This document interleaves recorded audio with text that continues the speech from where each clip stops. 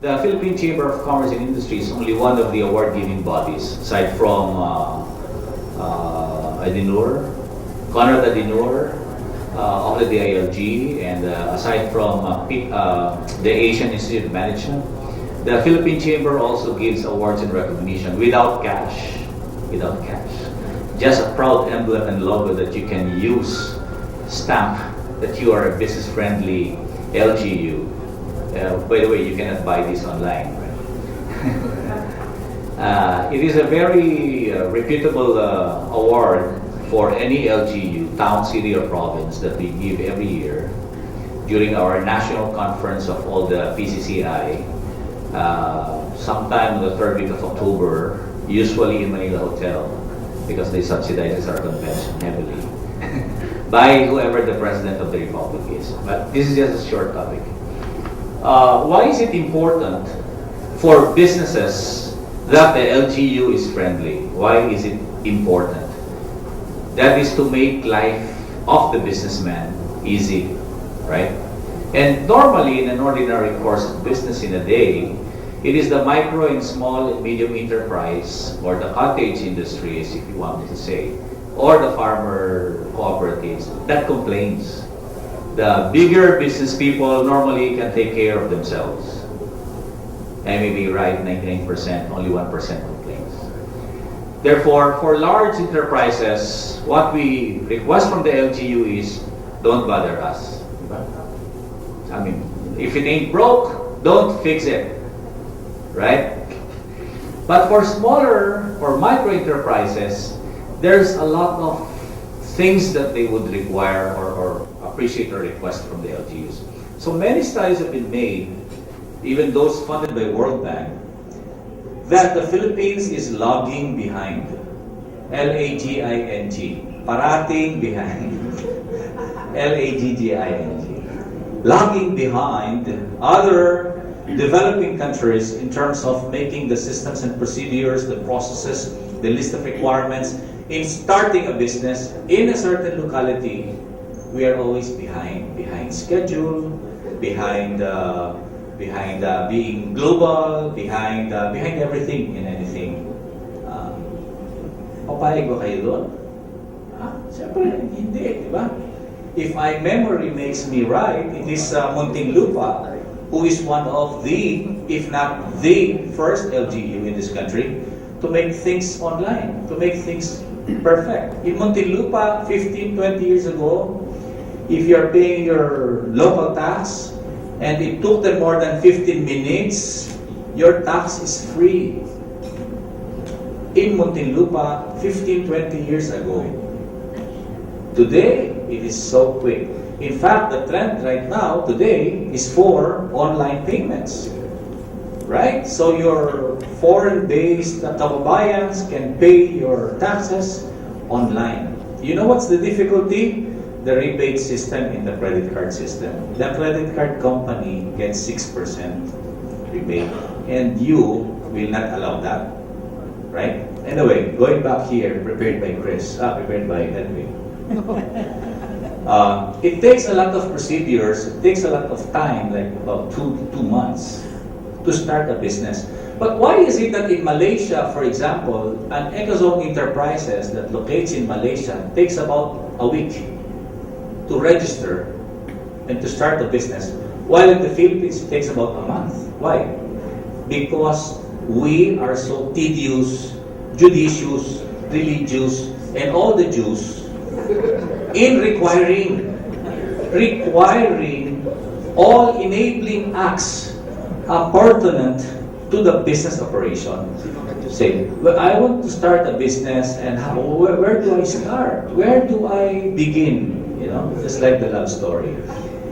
If you want to locate an Ecozone Enterprise, the flyers and the logos of DTI, the Board of Investments, and PESA says it's a one-stop shop. True, it doesn't stop there. You have to go there, and they will process everything to you. Fine. But this agency will require you to have your environmental clearance, and without your environmental clearance, it will take you from Adam and Eve again, from another agency. And without that, you take a lot of endorsements from LGU, etc., etc. So even if the law says that any enterprise that will register with the Board of Investments will take only 21 days to register, the 21 days clock meter will not start ticking until your documents is complete. Right? We are very judicious. We are very sincere in implementing. Therefore, we are too regulatory. In Malaysia, as far as my example is concerned, you want to go business? Okay, approve. Boom, approve. You submit later on your requirements. Later you submit. Ganun yun. Why am I saying that? I went there. I inquired myself when I was still in DTI. Well, why these people in ASEAN keep on bragging and they're so mayabang? So it depends on how you look at it. Diba? Question. After getting all the national agency requirements, this enterprise will go to the LGU. What is the set of procedures? In the application for mayor's permit, you have 1 meter long of requirements, right? I didn't exaggerate it. 1 inch long, thick of requirements. You have to buy the fire extinguisher here. You cannot buy it outside. You have to buy it here. Why are you guys laughing? Are you telling the truth or not? You need to submit a bond. That bond should be from an accredited insurance company, and you can find it list here in this folder. Pamisa-misa lang yun, hindi pa natin Let's open up. Let's unfreeze. Diba? Let's make things easy. So that investments, whether small or big, will go to our place. That's the whole bottom line. That's the whole bottom line. Okay? Sige po. We want to give awards and recognition to local government units, the government unit itself, not necessarily. Of course, it's coincidental. It's because of the leadership of the mayor. That promotes governance, that demonstrates outstanding efforts in instituting good governance reforms, and promotes trade and investments, domestic trade or international trade and investments. That would ensure accountability, transparency, and efficiency. Lahat ng magagandang pakinggan, di ba? Pwede nalisin niya yan. The whole bottom line I'm gonna tell is that so that businesses would propagate in your locality, whether you are in Kalimantan or kung saan man kayo, di ba? There is a group before in Mindanao, Kasalta Bayami. They would like to copy Calabarzon. So I guess these are a group of towns and yeah, good initiative. Sabi ko, where are you from? We are from somewhere in Bislig. Good initiative. Sabi ko, good luck. Too far away. Anyway, the award process is very simple. You can, well, of course, you must have a novel project, right? Not an idea, but a good project that demonstrates what I said earlier. It can be an activity, it can be an improvement of a facility inside the municipal hall. It could be improving a system, which examples I would give you later on. You can either submit that directly. Siyempre, minsan makapal din naman tayo. Gusto natin ma-recognize, we can do that. Or another organization, not necessarily the Philippine Chamber of Commerce and Industry. Any organization can submit. By the way, the world is now linked by the internet, so don't ask for hard copies. These are downloadable in between. You can email the PCCI. These are all downloadable forms, not accountable forms. And we convened the board of judges before the award system. And to be able to validate, the secretariat validates the inputs, and we invite the local government to present, not necessarily to defend, but the committee or the board of judges validates what has been claimed and measure whether those things claimed to be a good really reflects what the local businesses do expect and require. See nga. Sige, so what are the elements that we would like to see? In terms of good governance, we'd like to see efforts in encouraging trade and investments in the respective localities. In terms of quality or customer service or public-private partnership. Yeah, quality customer service. I visited one small town, well, big inland area, but small in terms of urbanization. Montalban, Rizal. Used to be Montalban, now called Rodriguez. I am so impressed with the way the city hall was reconfigured. Not city hall, the municipal hall. It doesn't look like a municipal hall. It looks like a business center. At the ground level, you see their business units. In other words, every service that anybody would expect when he steps inside the municipal hall is there. I want to get a cedula, go to that business unit. I want to pay my taxes, you go to this. I want to get a passport. I'm not kidding. I want to apply for a passport. They have DFA inside.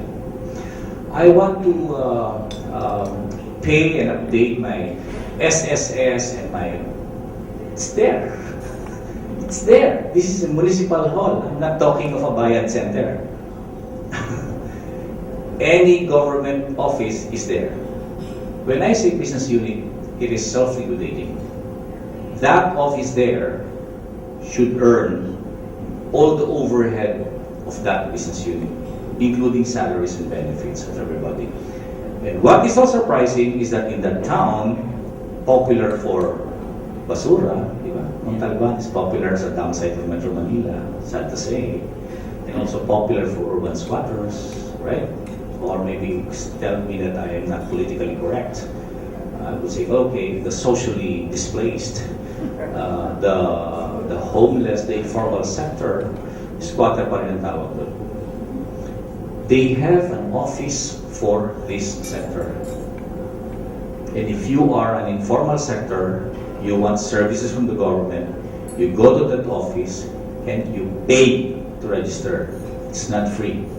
You pay, I think, 20 pesos or 30 pesos. You're listed in the registry. The municipio will know exactly where you are. Then you can avail for free education, free primary health care, etc. That's how the municipio is run. Maganda, di ba? Maganda. Magaling. Para sa akin, ewan ko para sa iba. As far as I'm concerned, it's a innovation. I don't even know if they're an award, are they, Edwin? Yeah. They are? I don't even know. It's an innovation, it's a brave and bold step away from the traditional local government management in a certain locality. Right? They have regulated the jeepney and the FX stations, that all these stations should not end up in a mall. Why? Because all the workers, the employees will just spend everything in that mall. Yeah, it's embodied in a municipal resolution as a policy. It's covered by a policy. Importante po ang policy. No? We start anything and everything with a policy. It's important. Sige, next. Competitiveness. The LG must demonstrate efforts in improving level of competitiveness. When you say competitiveness, it is your distinct advantage versus and vis-a-vis somebody else. If you are a big city and you are the transport hub, the airport is with you, you have a distinct advantage and you have to live by it and make advantage, make efforts that with that distinct infrastructure advantage to you or transportation, how can you grow faster vis-a-vis the rest? In other words, don't let Philippine Airlines and Cebu Pacific go to you. You must be able to convince them to go to you. Example, kanina, sabi natin, if you do your mathematics and if you do your business analysis instead of you, how do you now, well, you want to sell the saluyot as raw material and you think you have added value to that.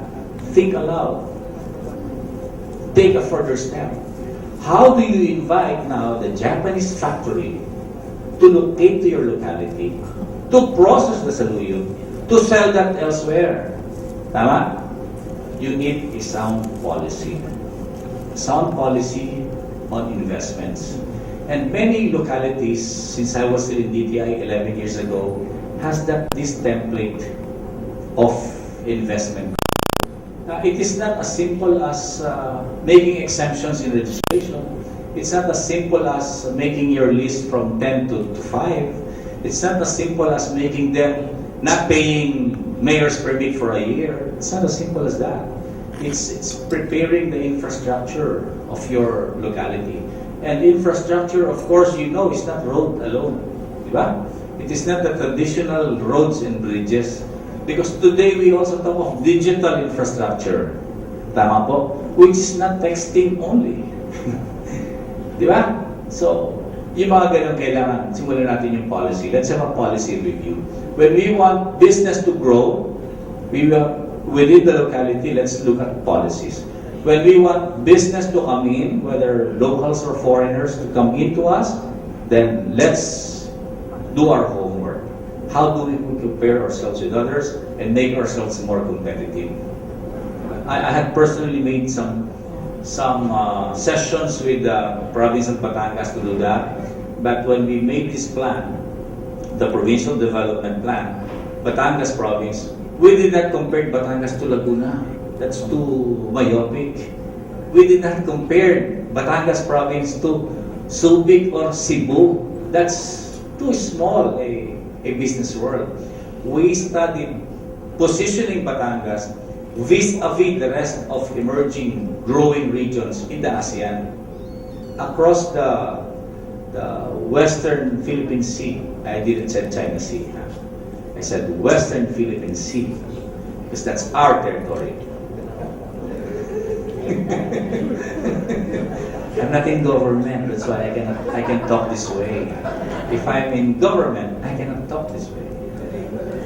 Ano pa? For a province, we said, the leadership and dynamism through sustained efforts to promote trade and investments. When I was in DTI, we were the first who made pauso for the rest of the governors to travel abroad for free. Parang ganyan, di ba? You join government and see the world. Right? Project Calabarzon. Calabarzon is not Calamba, Laguna, no. It's Cavite, Laguna, Batangas, Rizal, and Quezon. Right? It started during the time of President Cory Aquino. When you promote your province, it is better, we found out, it's better to promote a region so that there are choices where to go. And when you promote activities, you don't focus on tourism alone per se, because you will meet across several people who have varied interests. Therefore, you have also other sectors of your economy or other businesses that you would like to promote outside of your first priority. I agree with you, you must have a focus, you must have a strategic plan, you must have a priority, I agree with you. But you must have other options also that you want to promote. So promoting is not only going abroad. Promoting trade is not only attending trade fairs in Mega Mall, because the trade fair in Mega Mall that is the most popular in town is not in the 5th floor selling area, but in the 1st to the 4th floor or in the cinema. Diba? Galing probinsya di magsuri-suri muna diha. Diba? Ganyan ang gawa. Anyway, trade, investments, tourism, quality management systems, these are the areas where we can do something at the local level if we want to bid out to the PCCI award. If you notice, I'm injecting a lot of things outside of the award system because I'm wearing my other hat when I was still back in government. I want you to improve. I want you as an LGU to develop. I want you as an LGU to be better than the rest, so that the rest mahatak mo pataas, di ba? Maggaya sa iyo. I always believe in Filipino characteristics. Gaya-gaya, okay yan. Gaya-gaya. Chismoso, okay din yan.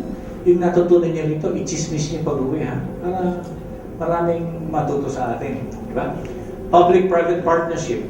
This is not the usual, what you read in papers that the government is promoting multi-billion projects for infrastructure. It's not that alone. It can just be a simple networking project between your LGU and a big manufacturing company that is already there with you.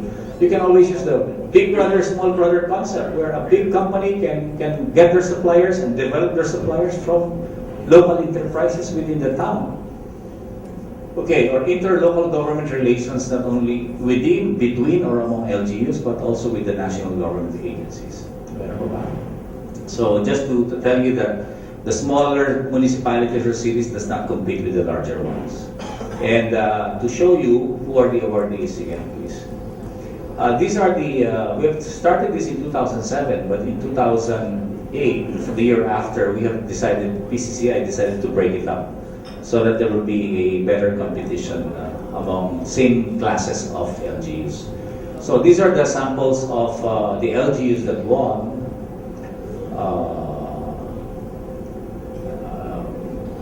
Mostly nasa Luzon, di ba? Mostly. So, well, aside from North Cotabato and Iloilo, Limba, Iloilo. So we would like to see in the list, and Bacolod, we would like to see in the list more and more LGUs, towns and cities coming from across the country, so that we can really showcase here good examples that should be emulated to the rest of the LGUs. And so I guess I'd like to end my presentation here, but I would be expecting more questions from you. Thank you. Sige po, libre po ang tanong. Mamaya may bayad.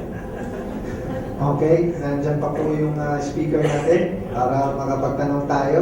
Tapos kung sino man yung hindi makapagsalita dito sa microphone, kindly give your small piece of paper para kami na lang po yung magbasa ang gusto ninyo. Wala. Posible. Sayang naman ang biyahe niya. Yes, ma'am. Sige po. Just make yourself be heard from the ballroom. Good afternoon, sir.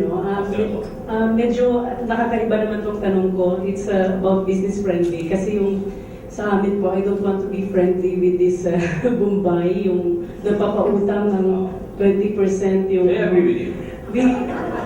There are also Filipinos doing that business. We're looking into a policy na sana gagawa kami para hindi sila makapasok sa aming area, no, sa municipality. But we have not come up with that yet. Pero tawagan niyo ang Bureau of Immigration. You have to do that legally, di ba? Tawagan ng immigration, tingnan mo sila legal o hindi. The same way that the Filipinos are being treated abroad. Okay. Tama?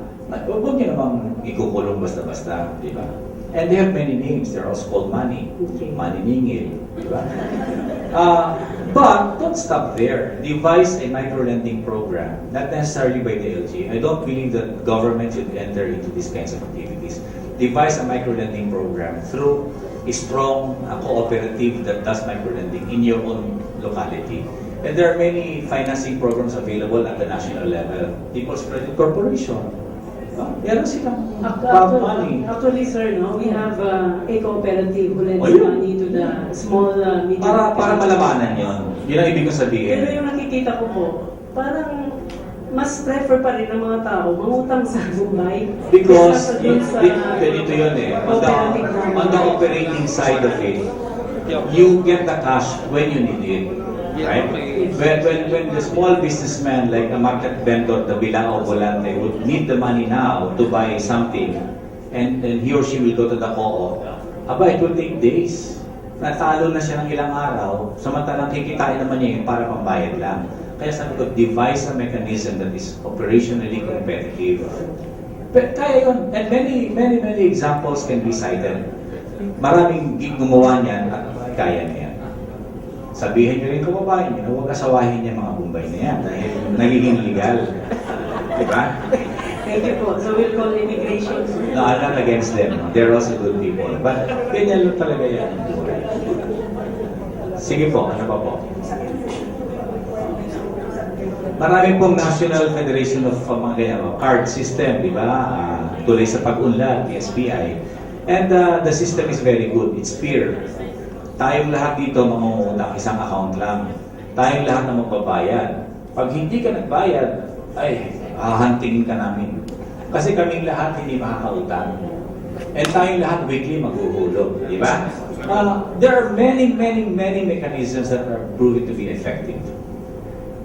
Sige po.